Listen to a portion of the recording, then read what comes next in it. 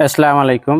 আপনারা ইতিমধ্যে থাম্বনেল দেখে বুঝে গেছেন আজকের ভিডিওর টপিকস কি নিয়ে। তো আপনারা জানেন অনেকেই যারা আমার পুরান ভিডিও দেখছেন তো আমি কিভাবে বাংলাদেশে আসছি। তো আমি কিন্তু আপনার এম্বাসির মাধ্যমে স্পেশাল আউটপোস্ট নিয়ে বাংলাদেশে আসছি। তো আমি ইচ্ছা করলে যেকোনো সময় আবার সৌদি আরবে পুনরায় যাইতে পারবো। তো আমি যে যাইতে পারবো সেটার প্রমাণ আমি এই যে স্ক্রিনে দিয়ে দিতে আসি। আমি কিন্তু এয়ারপোর্ট প্রিন্ট কপিও আমি উঠাইছি। বাংলাদেশে আসার পরে আমি সৌদি আরবে একজনের দিয়ে আমার এয়ারপোর্ট প্রিন্ট কপি উঠাইছি। তো সেখানে সেই কপিটা আমি স্ক্রিনে দিয়ে দিতেছি, আপনারা দেখেন। তো আমি কিন্তু আবার পুনরায় ইচ্ছা করলে যাইতে পারবো। আমার শুধু আকামা এক্সপায়ার ছিল। তো আপনার যদি আকামা এক্সপায়ার থাকে তাইলে আপনি এম্বাসির মাধ্যমে এসে কিন্তু আপনিও কিন্তু আমার মতন যাইতে পারবেন। তো আমি কতদিনে আউটপাস পাইছি এবং কয়বার আমার এম্বাসিতে যাওয়া লাগছে, আমার মোবাইলে কয়টা মেসেজ আসছে, তো আজকে শুধু এই 3টা টপিকস নিয়ে আপনাদের বিস্তারিত জানাবো। তো আশা করি ধৈর্য সহকারে সম্পূর্ণ ভিডিওটা দেখবেন, ভিডিওটা যে কয় মিনিটের হোক। তো প্রথমে আমি বলি, আমার কফিল ছিল মক্কার। তো আমার যেহেতু মক্কা রিজনের কফিল, তো মক্কা যেহেতু আপনার জেদ্দার সাথে, আপনার জেদ্দা যে কনসুলেট অফিস সেটার সাথে এই মক্তবা মেলের আন্ডারে। আর আমি কাজ করতাম এসে রিয়াদে। তো আমি কিন্তু আপনার এই আউটপাস আনার জন্য আমি চিন্তা করছিলাম, যেহেতু আমি রিয়াদে থাকি, তো আমার কফিল মক্কাতে, তো আমার এটা তো রিয়াদের, এটা তো মেন এম্বাসি, তো এখানে যাই তারা হয়তো আমার আউটপাস দিতে পারবো অথবা আমার কাজটা তারা করতে পারবো। তো আমি যখন গেলাম, যা জানাইলাম আমার কফিল কিন্তু মক্কা, তখন তারা বললো যে না, এখানে হইব না, আপনার জেদ্দা যাইতে হইব।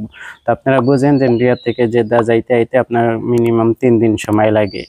তো এরপরে কি করার আছে, আর এছাড়া তো আর কোনো উপায় নাই যদি বৈধভাবে দেশে আসতে চান। তো আরেকটা উপায় ছিল, আপনি আসতে পারতেন টাকা খরচ করে। আপনি যদি অলমোস্ট 3.5 থেকে 4,000 রিয়াল খরচ করতেন, তাইলে আপনার রিয়াদে যে কোনো ট্রাভেল এজেন্সির মাধ্যমে যারা এসব মক্তব আমিলের কাজ করে তাদের দিয়ে আপনি কিন্তু আউটপাস সংগ্রহ করে তখন আপনি আসতে পারতেন।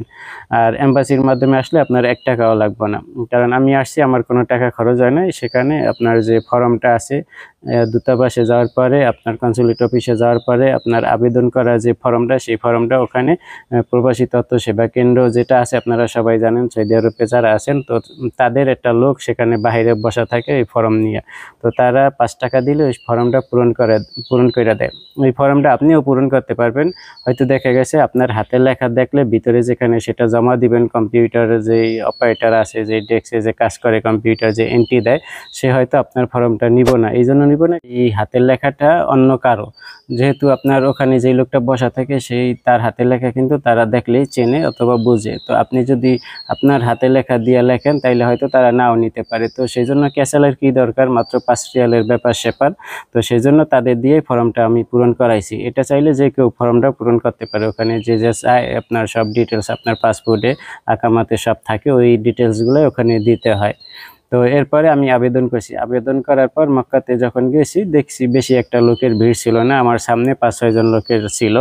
আর রিয়াদে একেবারেই ভিড় থাকে না, রিয়াদে সম্পূর্ণ আপনার ফাঁকা থাকে। তো আপনারা বিশেষ করে কোন দিনটাতে আপনাদের যাওয়া উচিত হইব, সেটা হচ্ছে আপনারা হচ্ছে সোমবার, মঙ্গলবার, বুধবার, এই সপ্তাহের মাঝের এই 3টা দিনে যাইবেন।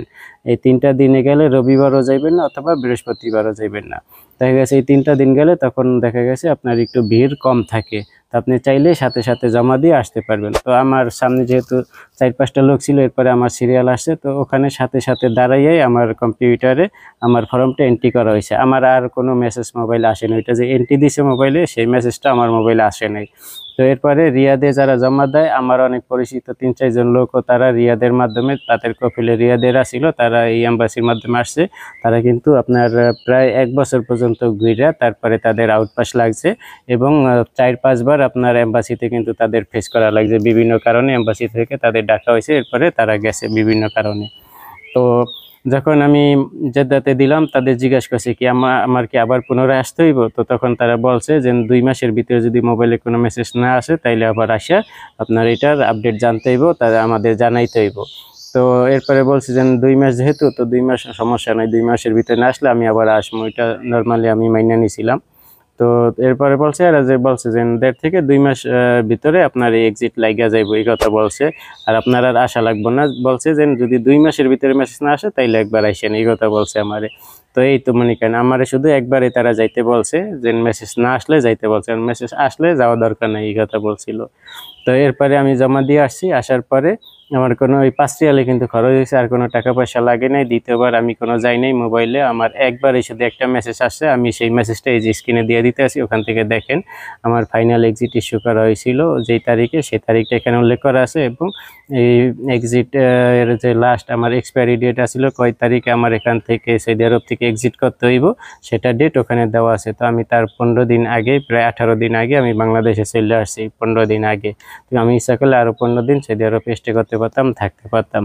তো আমার মোবাইলে একটা মেসেজে আসছে, এবং আমি কাজ করছি রিয়াদে, আমার কপিল ছিল মক্কার, সেই জন্য আমার জেদ্দায় যাওয়া লাগছে, আর কোনো টাকা পয়সা সেখানে লাগে নাই। তো এইভাবে কিন্তু আমি আউটপাস নিয়ে আসছি।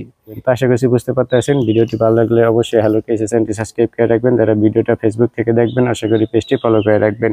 আর আপনাদের কোনো কিছু জানা থাকলে এই ভিডিও নিচে কমেন্ট করে জানাবেন। তো আজকে এই পর্যন্তই, আল্লাহ হাফেজ।